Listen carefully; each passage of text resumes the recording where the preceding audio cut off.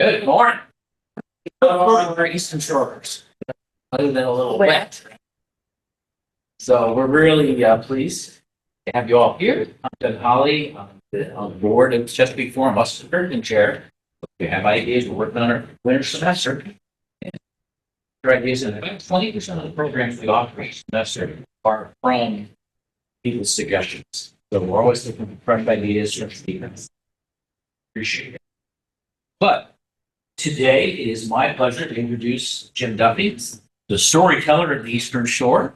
Jim has a wonderful way of shining a light on the hidden treasures of the Chesapeake Bay, its people, its history, and its unique character. Through his books, talks, and tours, he brings to life stories that remind us of how special this place is that we call home. With warmth, humor, and a deep love for the shore, Jim helps us see familiar places with fresh eyes and appreciate the connections that tie us together across generations. So welcome, Jim. Thanks. Yeah, Calvin, I'll make sure. Let's see if we can make the journey day more interesting. Sound good? Pass out a couple of business cards. Just send them around in case anyone has questions afterwards or needs anything. On the other side, I'm going to pass around a couple books. Now, I only saw one copy of this book in Doug's Syndrome. No one took the homework and read the entire thing and memorized it? No one? Good, that's the way we're supposed to be. I was hoping that would be this. We'll pass those around. So I have 6 books out. So far, they're all about history, culture, travel, and I tell my story. And that's what we're going to do today. The focus is going to be right here, as the course type said, on ordinary heroes of Old Delmarva. And I wanted to start, as you see on the outline, with the elevator pitch. We'll look that up and our time together in the next 90 minutes. Now, I have a long history of being really bad. We have to be in the Empire State Building, but I go on and on and on. So this time I asked AI how many words an elevator pitch. And I'm limiting myself to that. All right, here we go. Every day here on Delmarva, we walk on footprints from days gone by. Yes, there are bad footprints, selfishness, greed, oppression, other vices. But there are so many good footprints, courage, kindness, community, other virtues. This book is about the good footprints. And it's about something else. How those good footprints don't just point back in time, they point forward as well, along paths that can lead us to become better people and build better communities here in the 21st century. There are a handful of famous people in the book, but mostly not so much. They're going to be ordinary people, did extraordinary things, leading into action during storms and shipwrecks, reaching out with helping hands across social divides, bringing neighbors together, times of need, ordinary heroes who revive your spirit. All right? Yes. I shows. There are, I think it's 33 stories in the ordinary heroes. Wide range of people, wide range of each one of them is a self-contained story. It's the kind of book you can pick up and read chapter 18, and then pick up and read chapter 9, whatever catches your eye. And I identify virtue, whichever character. And I want to start out, just to make sure our blood's flowing, with an action. Good old-fashioned action. And this name, well, you'll see this. One more thing. If anybody's got anything, text they have to check, facility they have to use, I'm boring you to tears and you just want to go home, everything's fine. No questions, just jump right in. All right? Feel free. I do hope that we have discussion. You know, I have a couple ideas to start at the end of each story. But if you want to jump in anytime, go right ahead. All right. You think today's bad? Should have been in New York City on a ferry crossing from New Jersey to Manhattan in December of 1869. you would have been chilled to the bone. There had been a deep freeze going on for weeks. There are hundreds of fellow passengers on board, lots of women and children. It's 1869. That means there's lots of horses on board, too. There's ice on the river, but that's no big deal. There's been ice on the river for weeks now. Ferry cuts through it, no problem. Every other morning during this cold spell. Until today. Very slow. It creaks to a halt. It's stuck in the ice. Did the captain make a mistake? Was there some technical problem? Or is the ice just too thick now? No one knows. All they know is now they're going to be licked. And perhaps a groan of discipline. Stuck there. A tugboat. That tugboat, somehow, without recognizing how thick an ice floe is underneath, hits the ice floe, knocked off course, slammed straight into your ferry. There is a big, the tug then backs off, leaving a big, giant, V-shaped gash in the side of your ferry. Water starts rushing. Ferry lifts completely. Pandemonium, panic. Here's a quote. Shrieks went up from hundreds of throats. Women with blanched faces caught terror-stricken children in their arms. Men crazed with fear scaled the rails of the upper decks to escape the plunging of the overthrown horses. How many minutes do you have left? 2, 5, 15, before you freeze in that water? Another tugboat. This one is called the Reliance. Belongs to a marine salvage company. Tries to get things off the wrecks. See how much they're worth. On her deck surveying the accident scene stands a man who grew up sailing the waters of the Eastern Shore. Captain Thomas Albert Scott is from Snowdon. Before going into what he did, I drew in the book. I do very quick. I give a few paragraphs each. I take a couple of each. One is into the notion of what is an action. I talk a little bit about the Western tradition, kind of like Achilles, the warrior with this long history of superhuman strength and all that. And I contrast that with the Mongolian back in Genghis Khan's, it's called a baton. And their pinnacle of that sort of heroism is ending. Doesn't require strength, doesn't require being a man, could be a little old lady, could be a 7-year-old girl, could be someone with the strength of Achilles. It is how you react in a moment of crisis. Do you run straight for that crisis, not giving a damn whether you live or die? Or do you back off and let somebody else do that? The heroes, Genghis Khan's, were the ones who ran for this. And he placed the highest value on that, put them in charge of his army, put them in charge of his kingdoms, men, women, both. He was brutal there. But he gave women a lot more power than anybody else. That's an entire subject. Detour number 2 is to a Baltimore writer named Francis Hopkins Smith. He started out as a marine engineer. That's how he met Thomas Scott. There's a famous lighthouse off of Long Island Sound called the Race Rock Lighthouse. People engineers look at it today and go, how the heck?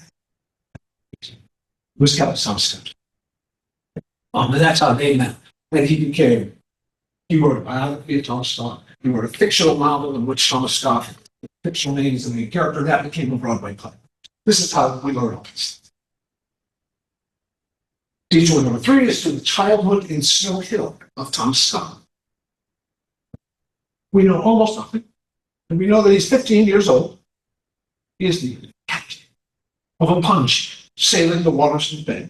His crew consists of a black boy aged 12. And they are bartering wood for food. They are cutting down wood, they're loading down their punching, and they're going from town to town. They're bartering for food or whatever else they can.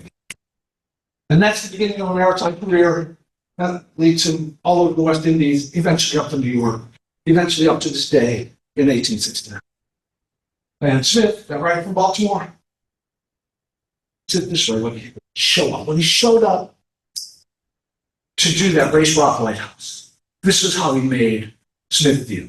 No man or child could look Thomas Scott in the face without instantly believing it. All right, so like a Mongolian Matar, Smith orders the reliance alongside the ferry. Scene on board, he said, was pandemonium. No one knew what to do. Passengers and crew sprinted to and fro in panic, disarray. Now I want to let that writer Smith tell most of the story because he does a really wonderful job of it. Huh? Captain Scott sprang forward, stooped down, ran his eye along the waterline. Noted in a flash every shattered plank, climbed into the pilot house of his own boat, and before the astonished pilot could catch his breath, ran the nose of the Reliance along the rail of the ferry boat, dropped on the ladder's deck like a cat. If he had fallen from a passing cloud, the effect could not have been more startling. Men crowded about him and caught his hands. Women sank to their knees and hugged their children. And a sudden peace and stillness possessed every soul on. Scott spied a man who had snatched a life preserver and was clinging to it. He decided this was a moment to send everyone a message about staying calm and about looking out first for the women and the children. Tearing the life preserver from the man and throwing it overboard, he backed the coward ahead of him through the swaying mob, ordered the people to stand clear, forcing the whole mass of passengers to the starboard side. The increased weight gradually rightened the stricken boat till she regained a nearly even keel. With a threat to throw overboard any man who stirred, he dropped onto the engine room, met the engineer, who was halfway up the ladder, trying to escape.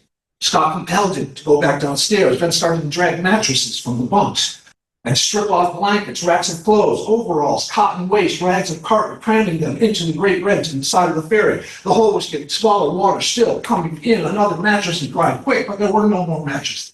All gone, a blanket, then a carpet, anything. 5 minutes more and she'll right herself, quick, for God's sake, but there was nothing. It was just everything, even to the oil rags, had been used and was gone.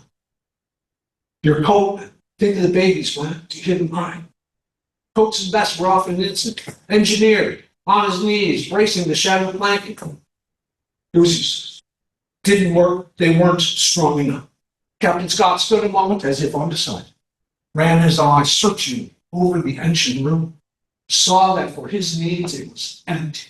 Then deliberately tore down the top wall of the pocket he had so carefully built up. And before the engineer could protest, forced his own body into the gap.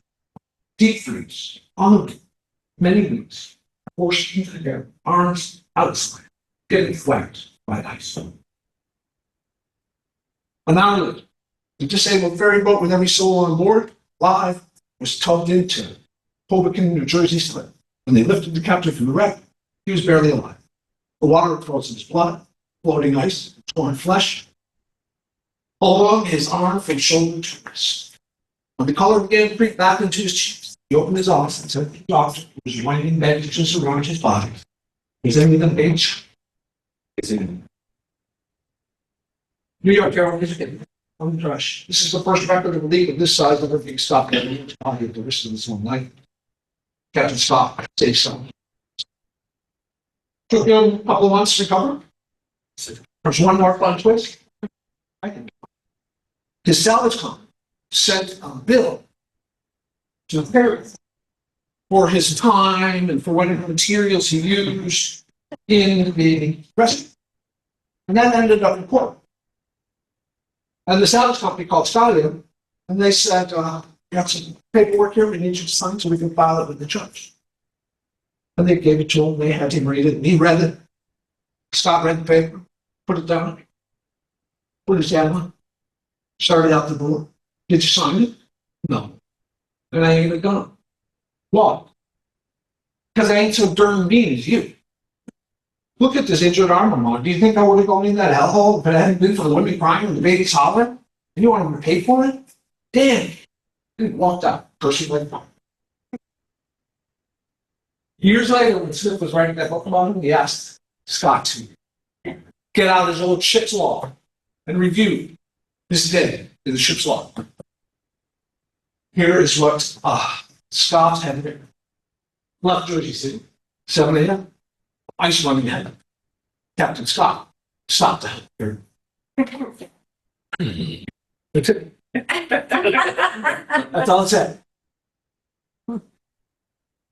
At the end of the book, it says, "In the 37 years I knew and loved him, he has always been and will always be one of nature's noble. brave, modest, capable, tenderhearted. The record of his life must surely be of some value to his fellow. There's the story of Thomas Scott. Wow. 15-year-old punishing cat, snowing. The virtue I attach to this in the book is, of course, it strikes me, this is kind of what I wanted to see if you guys reacted to. It strikes me as a just really old-fashioned tale of a hero, the kind of thing we associate West. And in a way, to me, we've been disrespected tales like that for true. Yeah.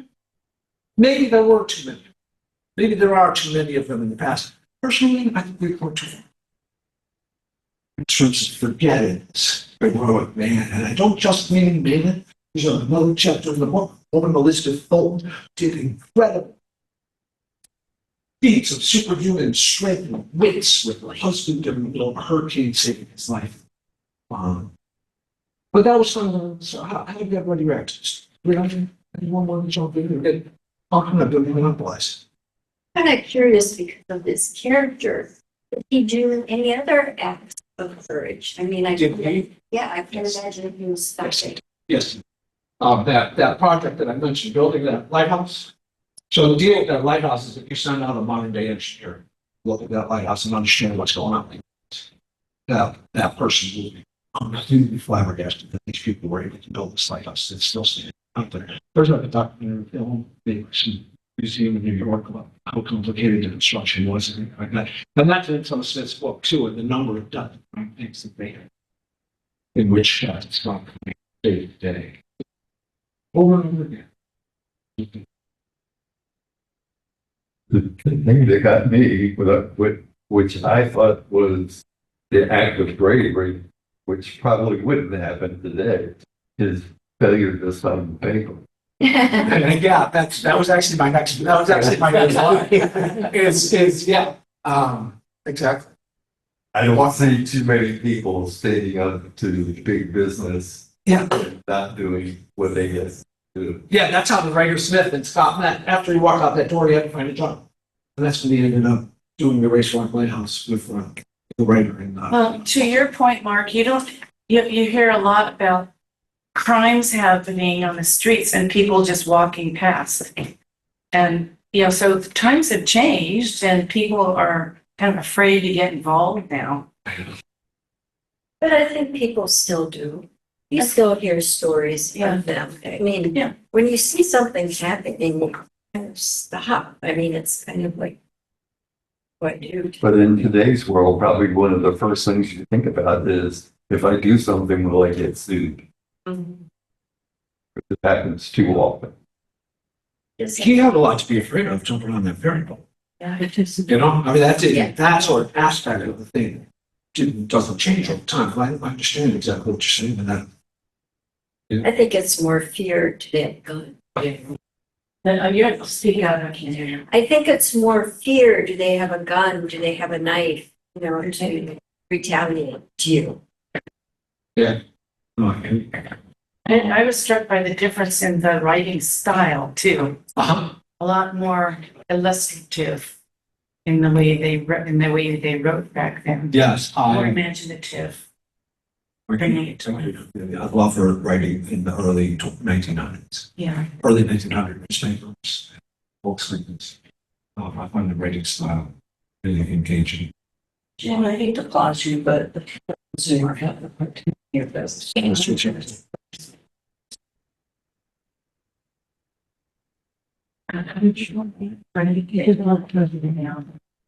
Put that in.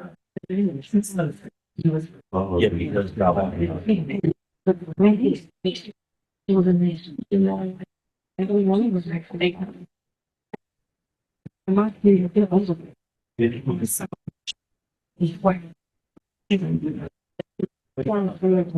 All right, is that better, Kimber? Does that sound better? All right. All right, excellent. More coming. I think I'm just gonna start using that.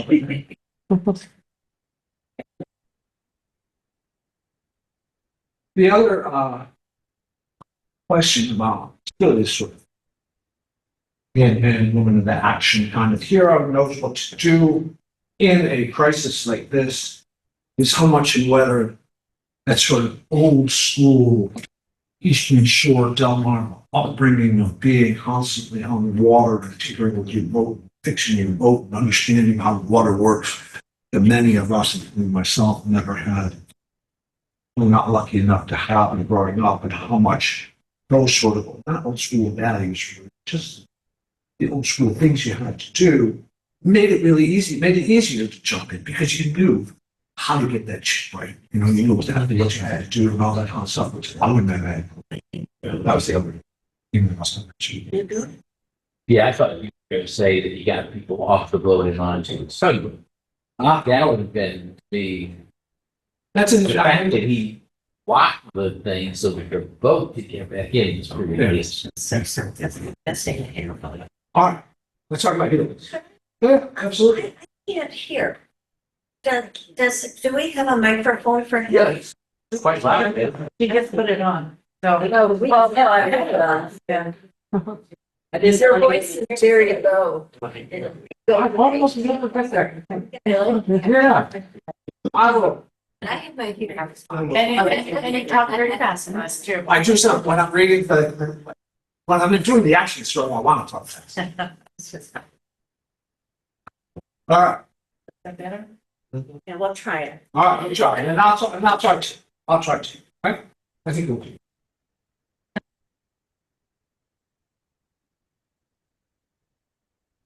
Are we going down the page with these people? Yep. Thank you. There'll be a test at the end. Well, that's why I gotta get ready. Reverend Adam Wallace is in the book because of that word ordinary. There are lots of extraordinary heroes from slavery times on the Delmarva Peninsula. Most notably, of course, Harry Tubman, Frederick Douglass. The question that I'm going to pose around this story is the notion of heroes as role. In the sense of, people put up billboards and stuff, let Harriet inspire you or let Frederick inspire you, which is fine in theory, but just in his flesh. Talking about myself only, not anybody else. Jim Duffy is not going to change the world. That's not going to happen. He's not going to do on the heroic level. Harry Tubman or Frederick Douglass. It's easy. Go back and imagine what kind of heroic things you do during slavery time. I would not have come anywhere close. They or any number of other Underground Railroad and abolitionist heroes did. I'm going to live my life in my society and hopefully be on the right side of the debate and behave in a generous way. That's what Adam wants. He's an ordinary, not an extraordinary. Let me tell you. He got to Locustville, Virginia, from Lewis, Delaware, in 1854. He is a Methodist minister. At the time, Methodists were betwixt and between us. Kind of early on, they were very opposed to slavery. Then they got kind of wishy-washy, and then they kind of flipped and didn't really support the abolitionists. To some degree, that's an oversimplification of what happened. This is that in between. Particularly in the North, they're still against slavery. Farther south you get, the more they're in favor of slavery. And he's moving from Delaware down to Virginia into a place that is very pro-slavery. The first thing he does when he gets it, he is anti-slavery. But, as he put it, I never signed on to the rabid abolitionist side. Instead of what he did was treat people with some dignity. but they were not used to getting. So, first Sunday, he's at church in his new place in Locustville, Virginia. It is between Accomack and Watchet, along the back road, Germantown Road. If you know your way around down there. At that time, black people were up in the balcony through the entire church. Communion service came along. All the white people came up to the rail, got communion. They said some host something down. And he announced in the middle of the service, without warning anyone, that he was changing that on day one, and all the black people could come down to the rail. Half the white people walked out of church. He said, at this one point of Holy Communion, all social distinction must vanish. To do otherwise would dishonor Christ our Lord.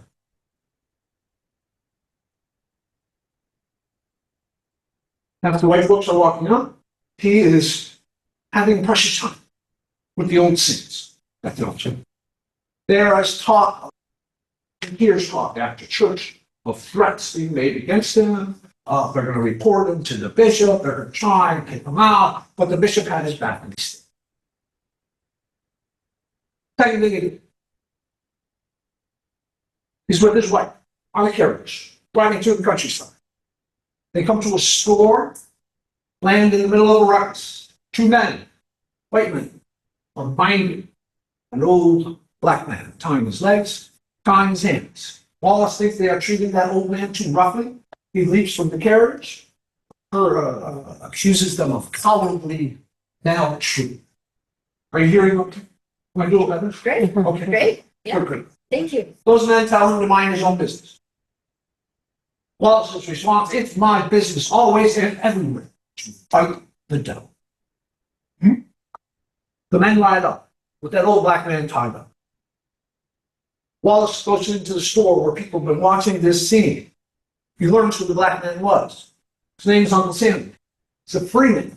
He had been freed by his owner. And these two men, one of these two men was the owner's drunken, gambling son-in-law, who was kidnapping him and selling him into slavery because he lost in his gambling life and he's broke and he needs money. Wallace says, we got to discipline this. People in the store go, I ain't messing. Those guys are super dangerous. You're lucky you didn't get stabbed and die out there in front of the store. Wallace takes his wife home, drops her off, goes down to Germantown, Accomack today. It had a different name back then. That's where the slave sales happened. Sammy had been sold already by the time he got there. But he had not been transported. Most of the sales at this point, people headed south. They would sell. They put them all in a holding pen like they were cows or horses until they had enough to take the whole load down south. So he goes running around trying to find lawyers to go.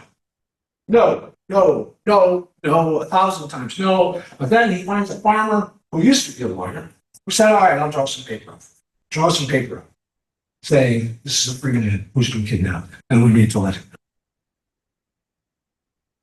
Then he gets more letters. The judge is a judge. The head judge. The three judges, but the head judge is despised by everyone as corrupt and immoral, who got to be a prominent citizen by ripping off.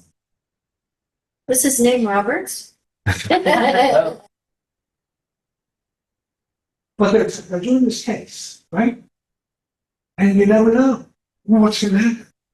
Because they're doing this case, and what strikes the judge, who doesn't give a you-know-what about Sam, what strikes him is the fact that this son-in-law is violating the terms of a rich white man's widow. And he's thinking of his own death and his own children. And his decision is based on sending a message to them. And that changes all the law. He's like, Sam is free. We are arresting these two white men, and we are giving them as an example to anyone who will mess with an old white man's wife. Right? The two men do not get arrested. They flee the state of Virginia, and are never seen again. The next Sunday, Wallace finds the pulpit in a nearby town of Painter, in several parishes he was in charge of. Looks out on the faithful, sees Uncle Sam, his face all wet, with more tears of gratitude. And I'm all changed the world. It gave some folks peace of them digging the injustice. And the question that I kind of posed in the book is, it's kind of a more realistic, all of us. View of what is role model to say, I'm going to change the world. Did freed slaves, what did they have to prove they were freed? Did they have paper or what would they carry? Yeah, they were supposed to have. Did these guys burn the paper or something? I don't have that. But he read it sometimes. Yeah.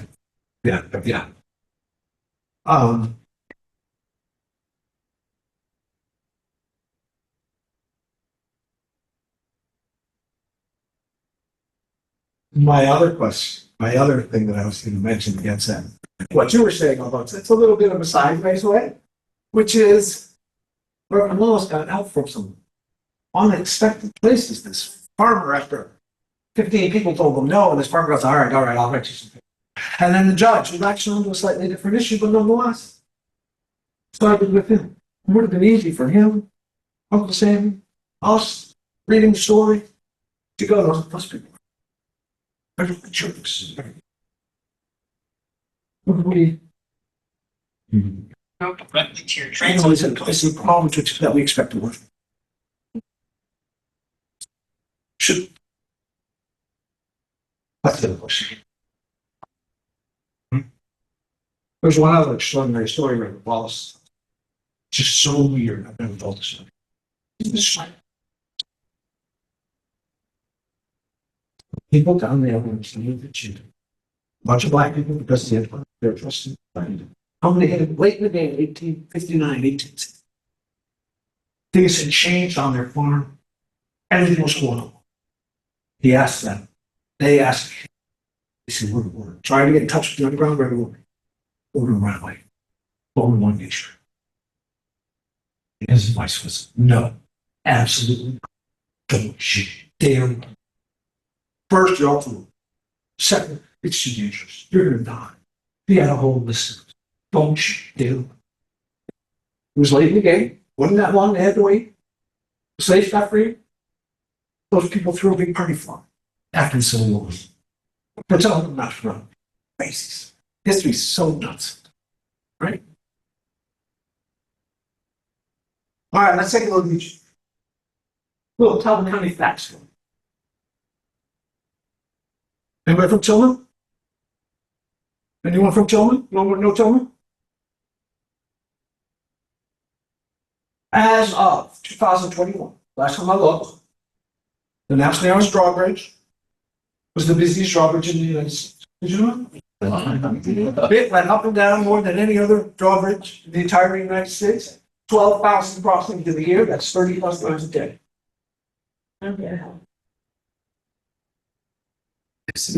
know the old bank buildings in Tillman where Gary Crawford's little bookstore used to be, and then there was some woman selling jewelry in there for a little while. Yeah, right next to 2 by C. Yeah, so it used to be, for a while, it was Maryland National Bank. This guy who works for Maryland National Bank, Bob Freeman, had told me this after I told the Tillman Island story somewhere. And then he said he was pretty sure, but then he went and checked with his old employees. It's wax up. If anybody in that bank, the alarm button underneath the thing, because there was a problem, boom, drawbridge went up.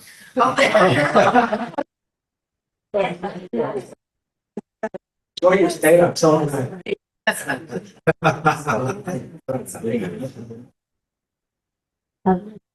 Manage. All right. Back to our word review. Everybody okay? Everyone want to talk about Reverend Wallace, Uncle Sammy, anything like that? Someone on drawbridge, bank robbery? We're good? Yeah. All right. Unlikely hero. Henry Gauss. Spoiler alert. Believe or not, if memory serves, the last line of this story in the book is there's hope for all of us. Henry Callister lived in Oxford, here in Talbot County, in 1755. He was a businessman from England, worked for a trading company called Foster Deal in Oxford at the time. He was a snob. You can tell that in his letters. Makes very, very clear that he thinks very, very highly of himself and his cultural taste. Local rumor mill had him pegged as a womanizer. He was first assigned down to Cambridge, but they had to transfer him to Oxford because all of these womanizing rumors were exploding in Cambridge, so they had to transfer him out and move him. By all accounts, he did some petty, underhanded things in his business dealings. Always trying to muscle ahead of his coworkers and get the promotion line a little bit better. And his bosses were even writing that he had a bad drinking problem. What? Drinking problem. And not one. All right, so I did why is it womanizing corrupt drunk in the bowl? First, a somewhat apocryphal quote from Mark Twain. I don't think he said it precisely this way, but this is how it comes down to us. History doesn't repeat itself, but it often rhymes. 1755. It's going to sound a little bit like current events of a couple of years ago. An influx of poor and needy immigrants from a foreign land. Local officials, think Arizona, Texas, say we shouldn't be the only ones to deal with all of the problems and expenses involved in this. We need to spread the wealth a little bit. And so they send their problem off to various other places, unannounced. December 8th, 1755, a sloop called the Ranger lands in Oxford. 200 or so sick and desperate people aboard. They're hungry. They are penniless. Some on the verge of death. None speak any English. The captain dumped them on the dock in Oxford, sailed away without so much as a fare thee well. There's no fire department. There's no real police department. Where did they come from? They came from Nova Scotia in today's Canada, which was then part of British North America, just like the colonies were. How this happened is a complicated and horrible story. People call it the Great Upheaval. They've written books about how these people got here, which is stick our little part of the story. The French settlers, just a couple of bullet points summary, the French settlers have been up on this place called the Bay of Fundy. They were there super early 1600s. Everybody left them alone for several generations, more than 100. They were just on their own. Nobody cared. The English, the French, no one cared what they were doing. They developed their own culture, their own traditions. And then the French didn't work with them. And then, British people were worried that these French-speaking people were going to betray them out of some sort of language loyalty, even though they brought into this entirely separate population. But they did catch French people inside the fort doing bad things, and the response to this was horrific. They just rounded everybody up, including like busting at the church on Sunday, Catholics, and just rounded everybody up. Moving up. And they divided them up all over British North America. They sent them down to the West Indies, they sent them down to South Carolina, they sent them down to Virginia, they sent them down to Maryland. They just divided them up on all these boats and sent them to various places. And here they landed in Annapolis. And Annapolis reacted just like the governors in Arizona and Texas. They go, oh my God, we can't handle 600 people. So they took 200 of them, they sent them to Oxford, they took another 100, they sent them somewhere else, and they sent them somewhere else. And they just knocked them off and left. A little bit more. Well, the people of Oxford reacted exactly like you'd expect, which is somebody from some government has got to fix this. This is not our problem. To which they got a response, complete total silence. A little bit more history line. Remember after 9/11, when newspapers and our TV screens were filled with vague and terrifying reports about this or that second wave attack. And we were all scared, right? If they stopped them because of some homeland security activity, God bless them. Maybe it was all fake and they were never really there. We don't know. That was the atmosphere. In Maryland at that time, during the French and Indian War, there had been some battles out in western Maryland. There was only one newspaper in Maryland. It's that. It was filled with rumors about these Indians and these French were coming over the Appalachian. They were building defensive ditches around Baltimore. And in Annapolis, they were forming a civil defense because they were sure that the enemy was and took their hands off and moved up anything. All right? So, bottom line is, imagine a bunch of Boston show up on Washington Street about a week after 9/11. And they have 200 Afghan refugees who speak only Pashtun on board, not a word of English. Many of them are sick and dying. There is no hospital in town. There is no fire department to call. There is no police department. Who would you think is going to come to rescue? Not the lady who rescued kids. Not the minister who does all those good things. Nope. It was our. It was Henry Ghost. Henry Ghost came to the rescue. Here is Callister's name, the unlikely hero, written in a testimonial signed by a good number, whole bunch, long list of names of those refugees. We were reduced to die of hunger, saving the assistance of Mr. Callister. We can say with truth that he has saved our lives. The first thing to note is that Callister agreed with his neighbors. He hated them. He thought it was very dangerous. He was worried that they would side with the French and the French Indian. But he said this. That never discussed what exactly he means by this. Our aversion to their principles must not be allowed to destroy the common seeds of our humanity. So he dug into his own pocket to buy food and essentials. He kept them secret because he was sure that some government official somewhere in the colonies or in England was going to reimburse him for all his expenses. And he was wrong about that. He found an ally, Reverend Thomas Bacon, at White Marsh Church, out there on the ruins on the highway. Right? He did like a special collection. He was a complete flop. Nobody gave him any money. Callister kept plugging away, taking refugees into his home. Reverend Bacon took refugees into his home. Some other town folks eventually surrendered to all the arm twisting and took people in. But after all that, there were still more refugees than there were places to sleep. Remember, this is December, winter is coming on. So, this is the moment, perhaps all of those devious business practices and womanizing. That's the pay. Paid off. More the people of Oxford and for Henry Callister.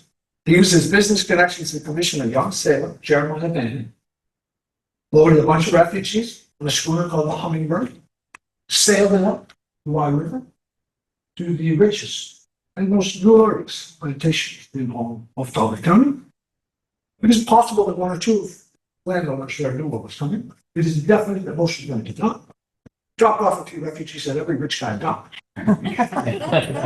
That's it. And it worked. I'm sure those refugees did not have an easy life of it. They were probably treated like the enslaved population on most plantations, had to earn their keep. But they survived. They got food. They got shelter. They got blankets. And he took care of every last one of them. Those 200 people. What became of those people? Some of them stayed. They are our neighbors. Their descendants are neighbors to some degree. Most of them are. All of those Bay of Fundy French have been dropped off all over British North America. After things calmed down and the war ended, a long time went by. They developed a kind of rumor mill that went from place to place where they had been sent. And that said, we are going to all get back together. And they did. In Southwest Louisiana, they are Cajuns today. So a lot of Cajuns in Louisiana today, their ancestors owed their life to create womanizing trauma in Talbot County. Be unlike So that was the first question. What do you think that was? Yeah, it's quite direct, you know. I start a faith business. I'm worried that they're on the other side of the war. Everybody else says that, but he says something a little bit different about our shared humanity. Where do you come from? Right? Isn't that? Yes, and odd. Doesn't quite fit with his character. Yeah, it's on the feet. The one little hint that I thought maybe there's something there, which is in his when he was still in England, he was training to be a businessman before he figured part of his equivalent of an internship was to spend some time in France, so he knew a little French. Oh. Maybe that little connection was enough. So he's just be able to communicate a little bit. I don't know. Anybody else have any theories? Maybe somebody helped him in his past. That could be. God knows you've been in a little trouble now and then, right? Yeah. Yeah.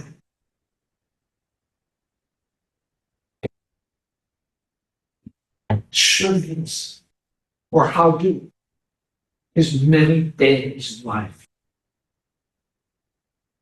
I don't know, impact our view of him in the end? This from a complicated hero, unvarnished hero. There's no doubt about that, right? Saved all those people's lives. He was a jerk too, It's a jerk. right? Well, he had addictions, for sure, Wow. but there must have been some soft side of him Uh-huh. somewhere. He did keep a record of all of these. Yeah. It's expensive. He didn't lose that greedy part of his character during this, right? He was probably bitterly disappointed. Weren't there a lot of Quakers in Oxford at that time? You know, I actually don't know if there were a lot of Quakers. I do not know. Often, I mean, late, that was 1755. Anybody know? Does anybody know? There were definitely Quakers in Lubbock County. There were definitely Quakers in Talbot County, that's for sure. I don't know when.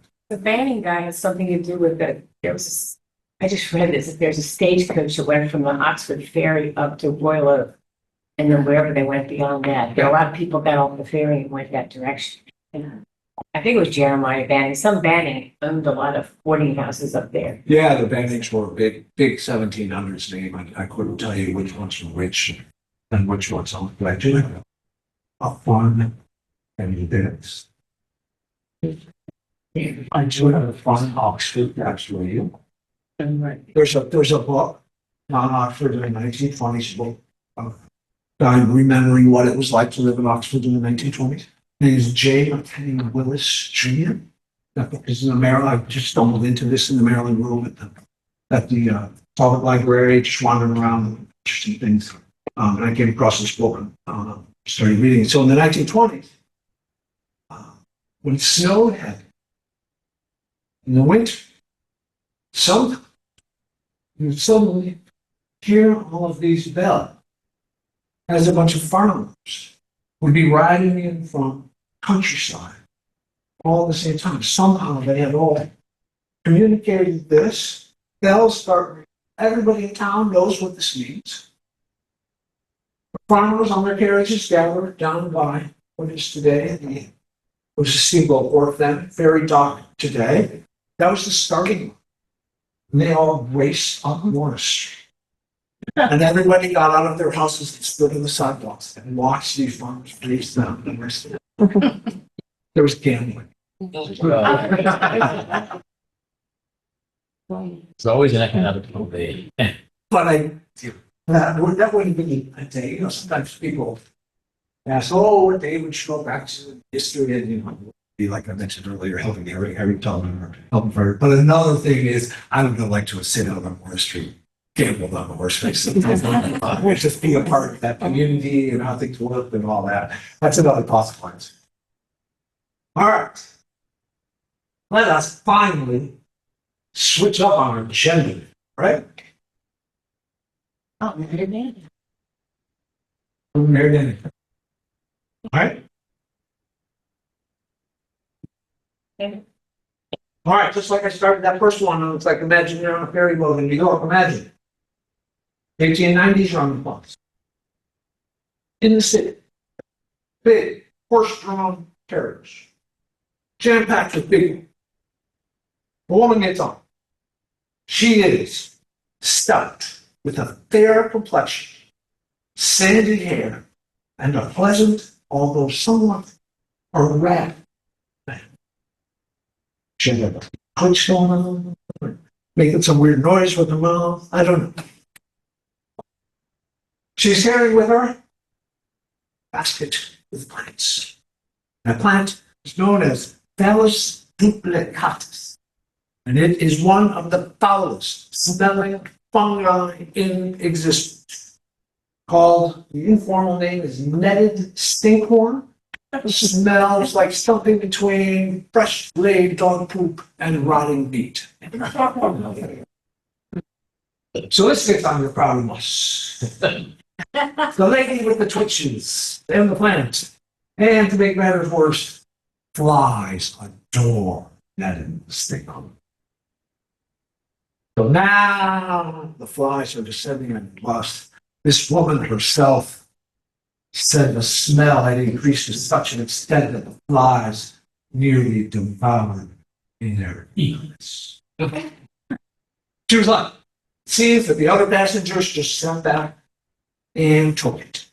They maintained a stony silence during the duration of the trip, but she never they all went home and told their spouses and kids about the crazy mushroom lady who got on the bus. It is too bad. And they didn't, but the story they told them actually would stretch over 100 years. And how much surprising. Born in 1822 in Cincinnati, between St. Michael's and Eastern, right near the mouth of Plain Dealing Creek. A view of Oxford off in the distance from the home that she grew up in. The Bannon, Jeremiah Bannon, the previous story, prominent family. Both in 1755 and here in the 1820s and 1830s. Her, unlike most people from here, attention is to the water. Married from an early age, her attention came to the woods. From early childhood, she would say later, toadstools have claimed my imagination. She recalled being struck by their mystery, their beauty, miraculous architectural structure. This is a time, obviously, when very few women cared about science, and almost no one went into science. There's no real career path ahead of her. It's not like her parents could sign her up for some specialized STEM program, virtual interest in botany.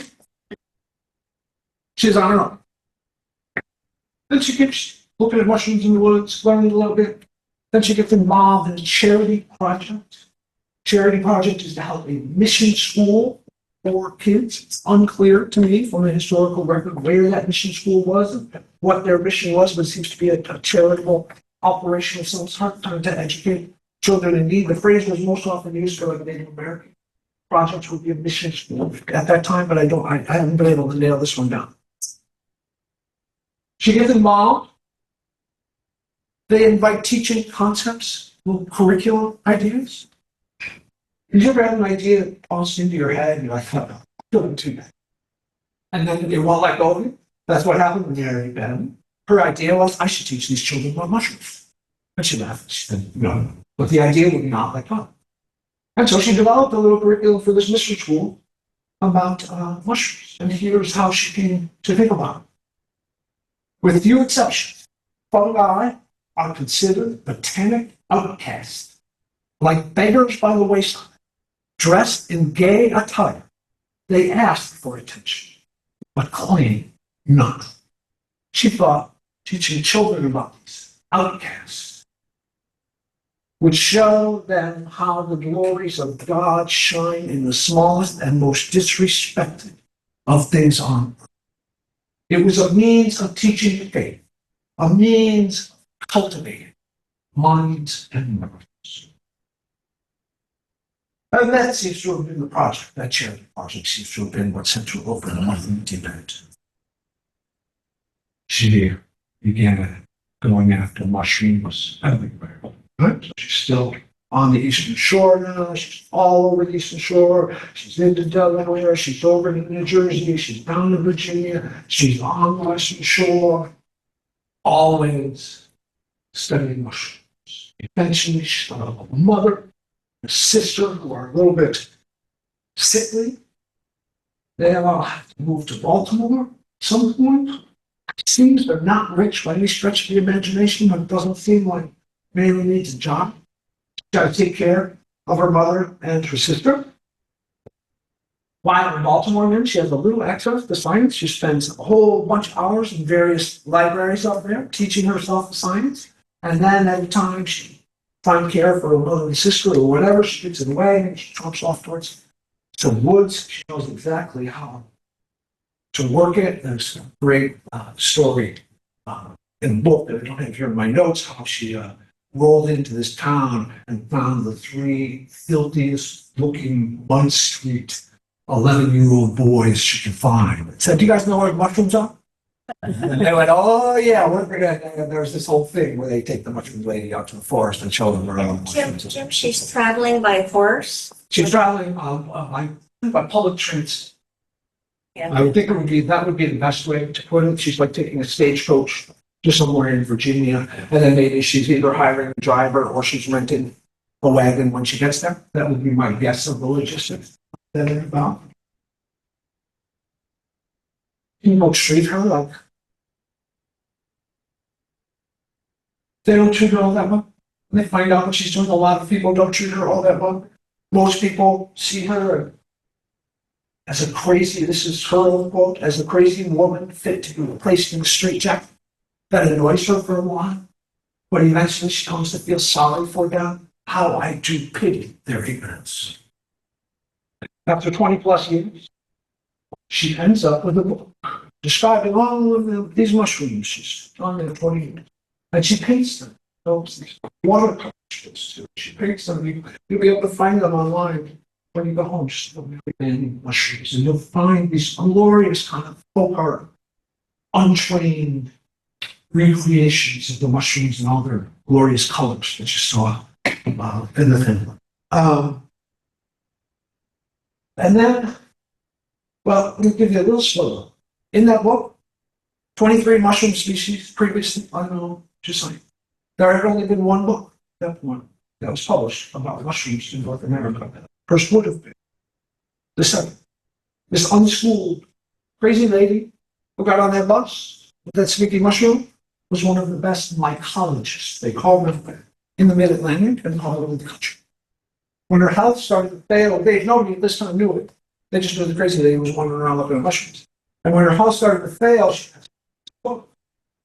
It's not like she loaded up in the cloud or anything like that. She had one copy of it. She knows her health was failing. She doesn't have any money to publish it. She had been writing letters to various people trying to learn more. And she had written letters with this guy, Charles Peck, New York State Museum, who became like the godfather of American mycology. He's a big deal in the mushroom. And they had a correspondence back and forth where she was asking questions and he was kind enough to reply. And so she, after she mailed it to Dr. Peck, knowing that and it was new. And maybe he was busy that day. Got the envelope, maybe opened it, looked at it, said, I don't have time for this right now. Put it off to the side somewhere. And then it got filed away somewhere. And then it ended up in some basement room at the museum somehow. And no one ever looked at her book. Mary Banning died in 1903. Get into a little bit of that, how that happened in the book. 1981.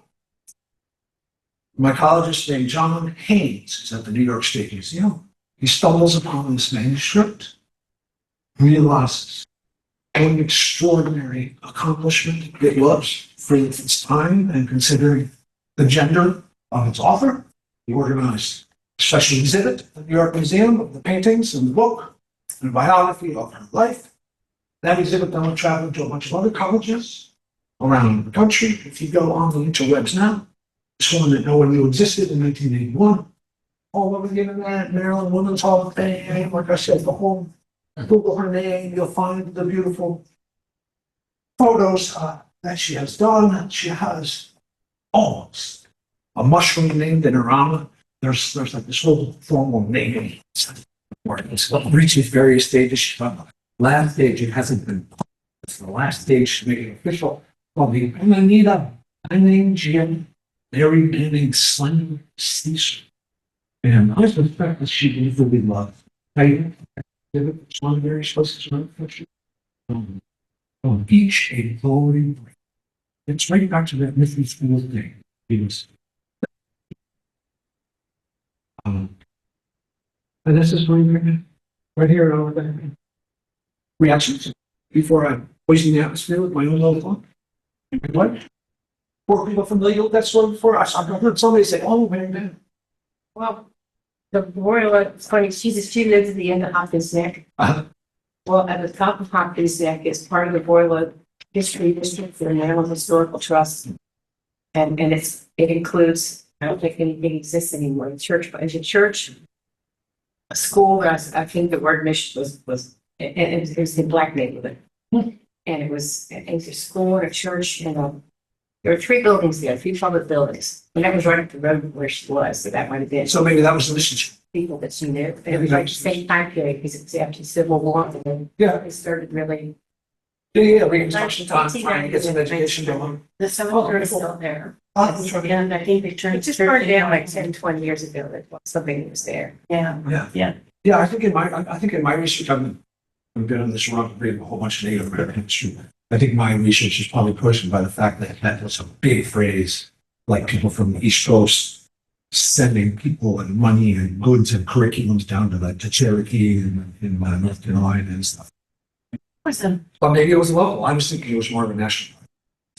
I think there was a Netflix series about this. I remember, or It wasn't serious, but yeah. And the New York Times wrote about it. It was one of those. It's one of those things where it's really nice that everybody Yeah, knows about hearing it. this- But you wish the New York Times hadn't written about it. You wish your damn home. watching the story about this young woman and everyone gave up on her. Do you remember it? We had a class. Kathy Marconi and Mary Jordan taught a class on famous women of the Eastern. Oh, she was in. And then she was in. and they included Mary in a beautiful picture. All right. So the moral of the story is kind of follow your passions no matter what, Where they take anybody else thinks. Yes and no. Now, in the book, I'm getting into it. It's a little bit. Just a really lovely, magnificent book. I love the beautiful thing. But within a flow, and it's like the difference between passion in life, duty, and I'm going to say that handy here because she had to take care of her mother and her sister, and that took a whole bunch of away in her mind from what she really wanted to do, which was paint and find and study mushrooms. She's long wrote about how I had to choose between my duty and my passion and love life in my old age. Split back.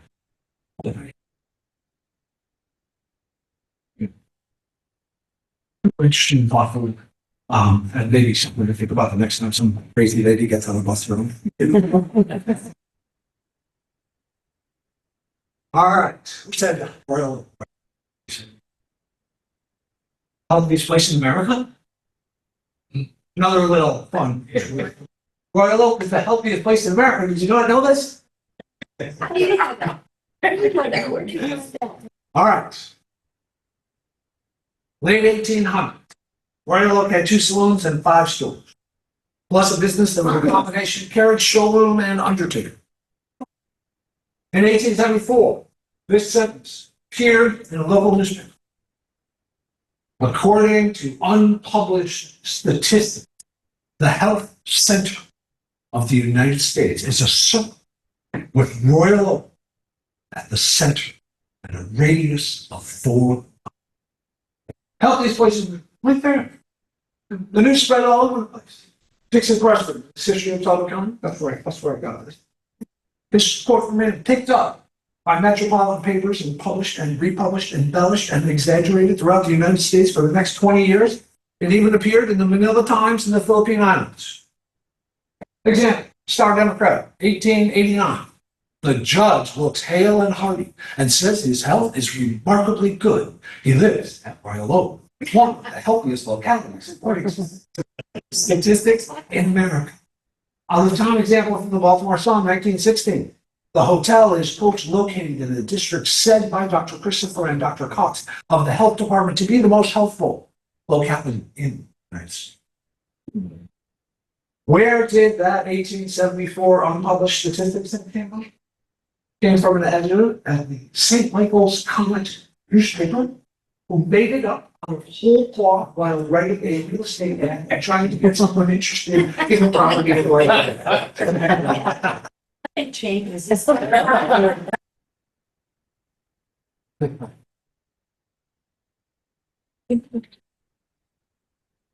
right. Let's see where we're at. All right. Actually, one might be, most of the time might be good.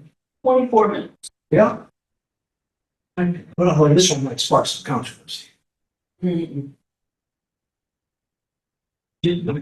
All right. I want to introduce you to a couple of special Delmarva women. First, Emily Bissell. Emily started the first free kindergarten in Delaware. She started a nonprofit organization called the Neighborhood House to help immigrants read, speak English, find jobs. That organization is still going today with an even broader mission than it had back then. She fought tooth and nail to get child labor laws passed. She launched the Christmas Seal. Christmas Seals in Delaware was the first Christmas Seals in the United States.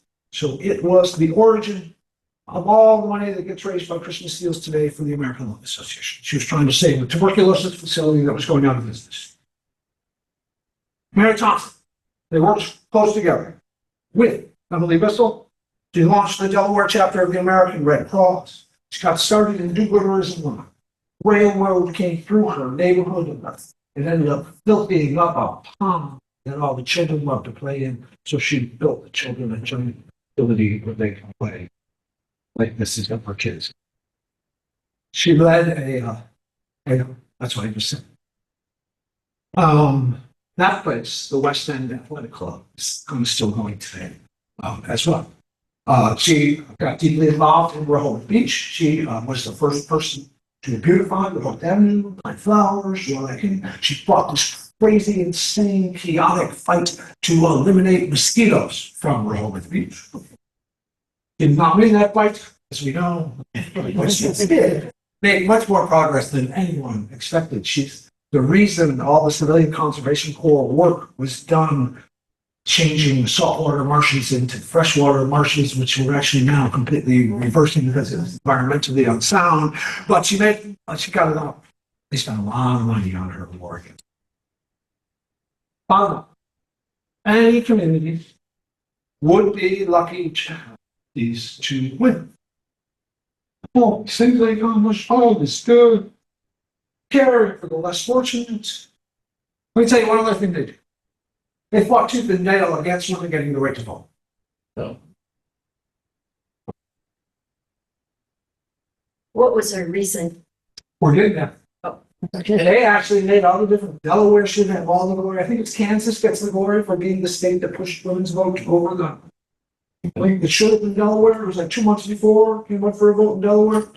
But no, our friends Mary and Emily didn't want that happen. So it got defeated in Delaware. No, you think about it. A woman posting women's right to vote from all the 2025%. The only things that occur to me are dumb, they're brainwashed, following their husband's orders. That's about all that but they can't. All those accomplishments I just did, these women are too smart and independent and bold and forward-thinking for any of those little arguments to apply. So historians have this thing called presentism. They talk about it sometimes, and it's basically how, particularly in an area like this, that's 1,000% better. Those women should have. But if you go back to women's issue, it's almost impossible in our present day mindsets to go back and understand those. You can't see it clearly. It's all too pleasant. So let's try and see it. Right? Let's dig a little bit deeper. Mary Thompson. It's not that I feel women cannot vote or are not of mental equality with our men. She opposed suffrage primarily because she felt that everything women like she and Emily Bissell accomplished in life was the direct result of not having the vote. Think about how we treat churches in our text group. We give them a special non-profit status.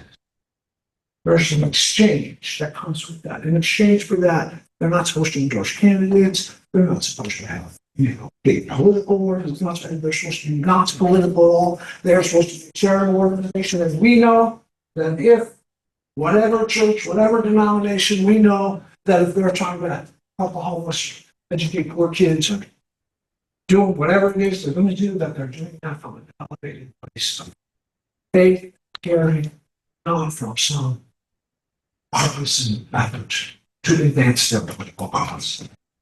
This is how Thompson and Bissell viewed the role of women.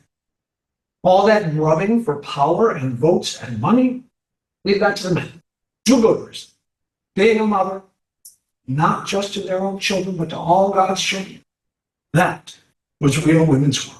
And the best way to do that work is up, pedestal, above politics, having nothing to do with what goes on in all those star-looking backgrounds. When the women of this state come to legislators with a good cause, the legislators know we have no ulterior motive. They can act with a clear conscience. They never have to ask, will she vote for me? Will she give me money, or will she not?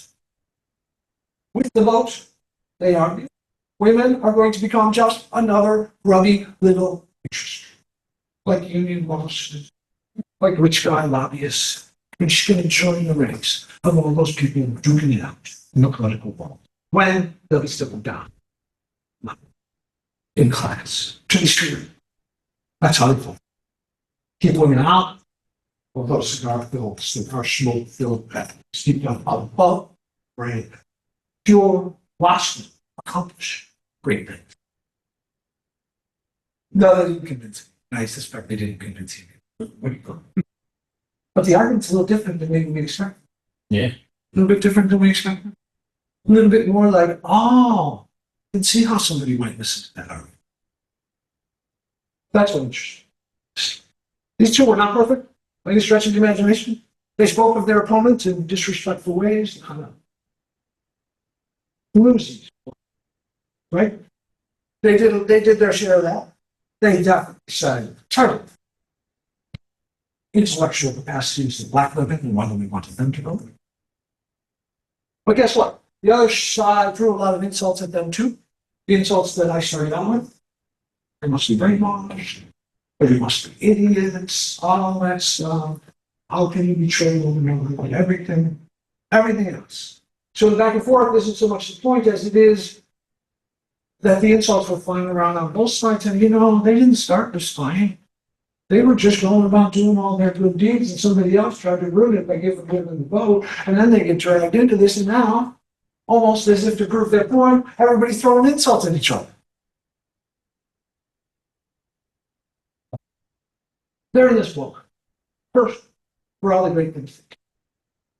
And second, there's a demonstration here in our partisan time that people who have their opinion that might be unthinkable. Like look to us, borderline evil, completely stupid. That actually, like, we don't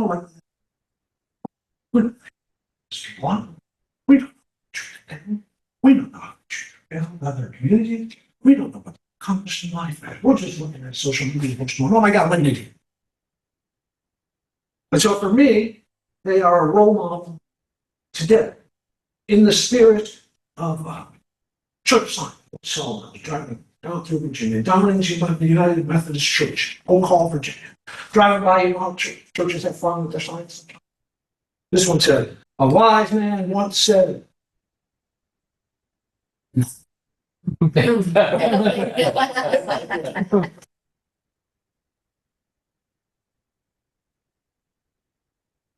And that's it. That's my story of these unlikely heroes. What do you think? Should it have been in the book? Or should I kick them out because they had the wrong opinion about something? Something important, something real, something that we couldn't tolerate today. Should it be in the book or should it be out? And they were sort of a product of the times too, because in the 19th century, there was a lot about chivalry and that sort of thing, and women are on a higher pedestal. That's where they should be, and that's probably where they were taught in race. Yeah, most of us are flawed. So, Most of us are what? flawed. Well, so. So says the philosopher. Nobody says they should be kicked out of the book. Nobody's brave enough to say, "Oh, you shouldn't have put them in there." That was a terrible thing. It's your book. It's your book. Yeah. It's part of the interesting contracts. Yeah. Story interesting. Yeah. Uh-huh. Yeah, I think it comes from another experience in my life when I got involved, get into the whole thing, but I got involved with this group of people that I never ever thought I'd get involved with and shut it. And then all of a sudden, they're like good friends of mine, we're going out. All of a sudden, you have these new friendships and it's an exciting time in life. And they all are like ardent believers. So, which I always just laughed at for my whole life. And then all of a sudden, I'm going out with these people who are trade and all this other stuff that I don't understand and don't give on. But in learning about that, it's like I stopped laughing at people who care about astrology because now I know 5 people who I care deeply about and who I know are smart and caring people, and they're talking about astrology all the time.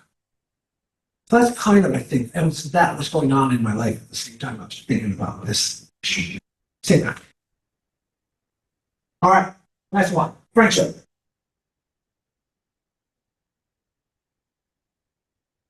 Farmer, 1942. Working class black guy from Copperville here in Telegon. He's in the military. He's fixing trucks. And he had worked as a young man in landscaping as a farm hand, and he joined the military, ends up fixing trucks in the army. A job comes open. And the job is for houseboy. Be a houseboy to a job. You know, where I sit today, that's a pretty distant job title. What do you apply for? He has reasons. Maybe he didn't find that job distasteful. Maybe he just wanted to figure if he was by the general's side, he wouldn't be in combat. Who knows? But he applied for the job, and he got it. And the first thing that he was instructed when he got the job was that there will be no saluting in this job and there will be no standing in attention. None of it.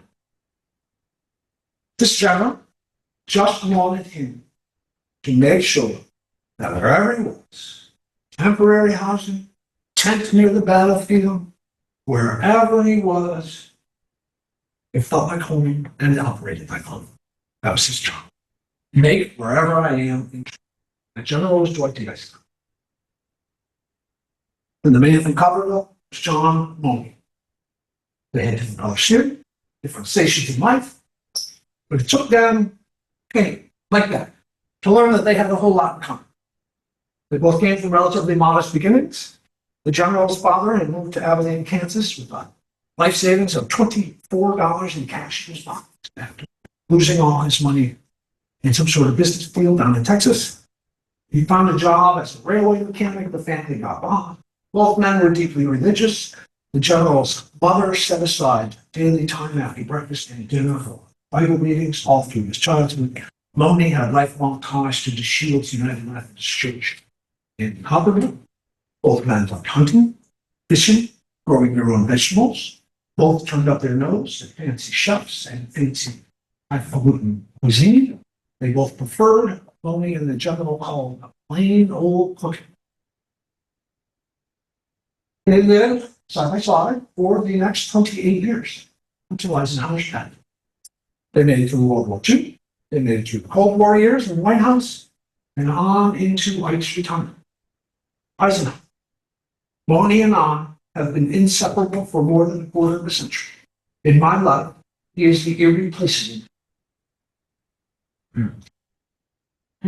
So, as I mentioned, that job, House Rule, was make sure Eisenhower felt at home wherever he was during World War II.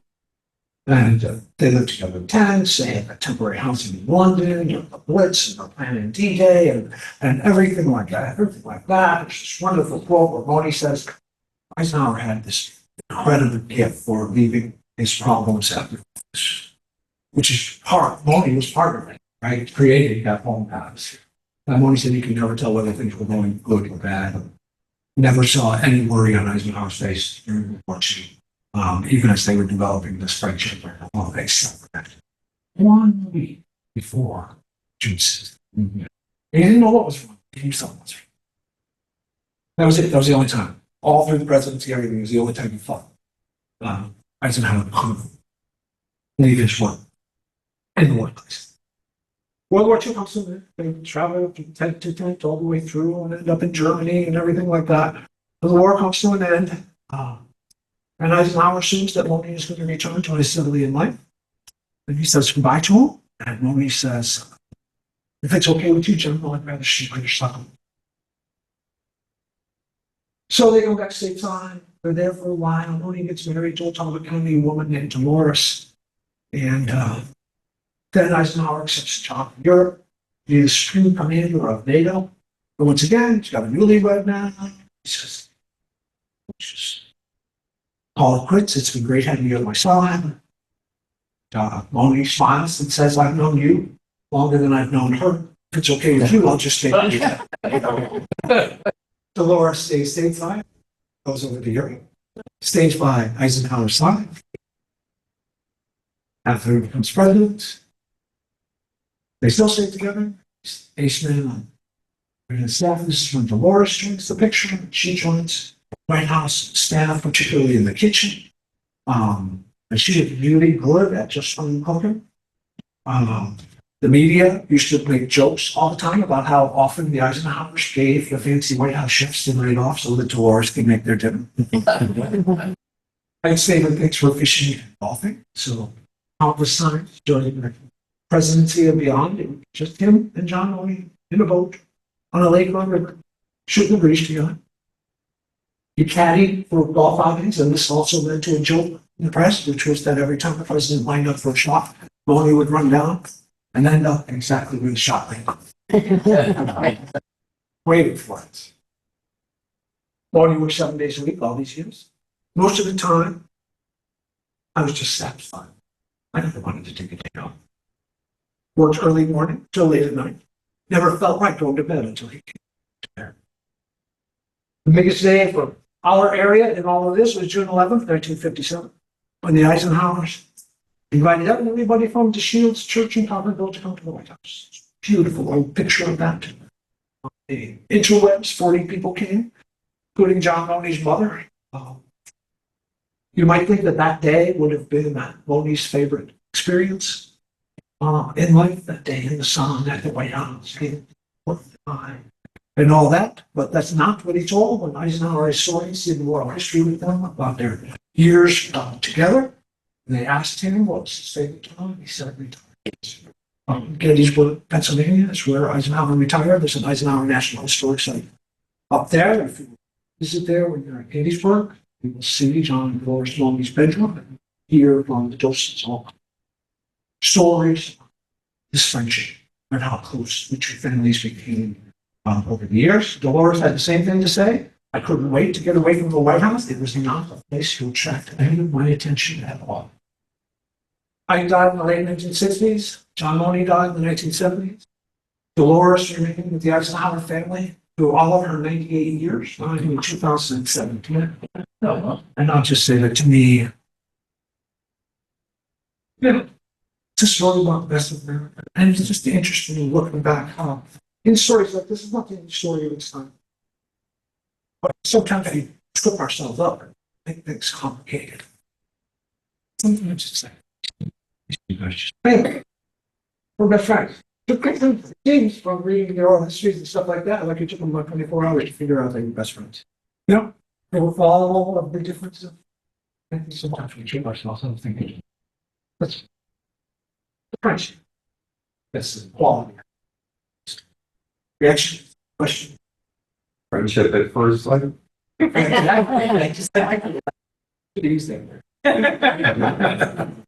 So that's the kind of things, I mean, I did stories that were a little bit more, I tried to fix stories for this a little bit more about it. Me common stories, but I didn't think people would have been able. There's other stories that were just perfectly bad. In order for you to see, make it money. Try to do that in the series. Thank you for signing up. I always try to be with the sponsor. I'm up here from Cambridge. The Cambridge, some of you may know, was briefly the home of Andy Oakley. You know this? Lived in Andy Oakley house. Cambridge. On Emerald Boulevard. It was like 1913. She had hired from Buffalo Bill. She was in the smaller Wild West show. She and Frank came through the smaller show and then fell in love with Cambridge, and they bought and they found their forever home, and he built the place. Has a little porch outside where they used to shoot ducks over the river and everything like that. She was wonderful in town by all accounts. Doing things right. She was shoot, doing things with the Girl Scouts, the Boy Scouts, and all kinds of charities and shooting apples off Frank's head to raise money and everything else. But they didn't stay. They thought they had no forever home. They really weren't just. They're not forever home kind of people. They're on the road kind of people. And the other thing you may not know is my whole excuse for that last minute of August to get to this one, that Andy Oakley was a voice much better than in the movies, Broadway, all that stuff. Look on the internet and see Andy Oakley quotes, inspirational quotes, fascinating things. Wild West show, and our colleagues in the Wild West show. I want to leave you with the best Andy Oakley quote of them all. With apologies to the gentleman in the room. Right? I ain't afraid to love a man, but I ain't afraid to shoot him.